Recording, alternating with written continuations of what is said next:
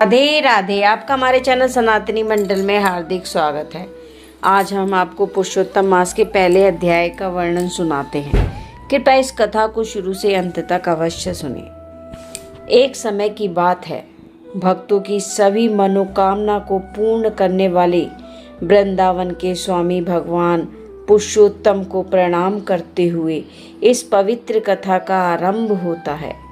भगवान नारायण, नरोत्तम, देवी सरस्वती और महर्षि व्यास का स्मरण कर यह कथा आगे बढ़ती है। पवित्र नैमिषारण्य में अनेक महान ऋषि मुनि एकत्र हुए थे। वे सभी वेदों के ज्ञाता, तपस्वी, ब्रह्मनिष्ठ और परोपकारी थे।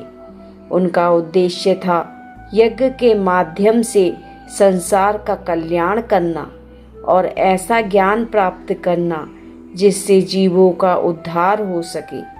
उसी समय सूत जी, जो महान कथावाचक और शास्त्रों के मर्मज्ञ थे, तीर्थ यात्रा करते हुए वहां पहुंचे। उनका स्वरूप अत्यंत दिव्य था। वे शांत, संयमी, भगवान के नाम में लीन और आध्यात्मिक तेज से प्रकाशित थे। सूत जी को देखकर सभी ऋषि आदर पूर्वक खड़े हो गए। उन्होंने उन्हें उत्तम आसन दिया और विनम्रता से निवेदन किया, हे सूत जी, आप सब शास्त्रों के ज्ञाता हैं। कृपया करके हमें ऐसी कथा सुनाइए जो सारभूत हो, कल्याणकारी हो और हमें इस संसार रूपी सागर से पार लगाने वाली हो। ऋषियों की यह विनती सुनकर सूत जी प्रसन्न हुए और उन्होंने कथा आरंभ की। सूत जी ने बताया कि अनेक पवित्र तीर्थों की यात्रा करते हुए वहां पहुंचे थे। उन्होंने पुष्कर, यमुना, गंगा, काशी, गया, त्रिवेणी, गोदावरी, कावेरी, नर्मदा आदि पवित्र नदियों और स्थानों पर स्नान किया और तर्पण किया और देवताओं पितरों की पूजा की। इस तीर्थ यात्रा ने उसके मन को और अधिक पवित्र और शांत बना दिया। यात्रा करते करते वे हस्तिनापुर पहुंचे, जहां उन्होंने सुना कि राजा परीक्षित ने अपना राज्य त्याग दिया है और गंगा तट पर तपस्या कर रहे हैं। यह सुनकर सूत जी भी वहां पहुंचे। गंगा के किनारे का दृश्य अत्यंत अद्भुत था।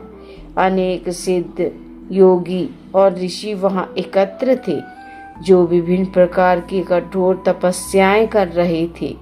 कोई उपवास कर रहा था, कोई केवल वायु पर निर्भर था, तो कोई फलाहार पर जीवन यापन कर रहा था। उसी समय वहां एक महान दिव्य घटना घटी। महर्षि व्यास के पुत्र, ब्रह्मज्ञानी और महान योगी श्री सुखदेव जी वहां पधारे।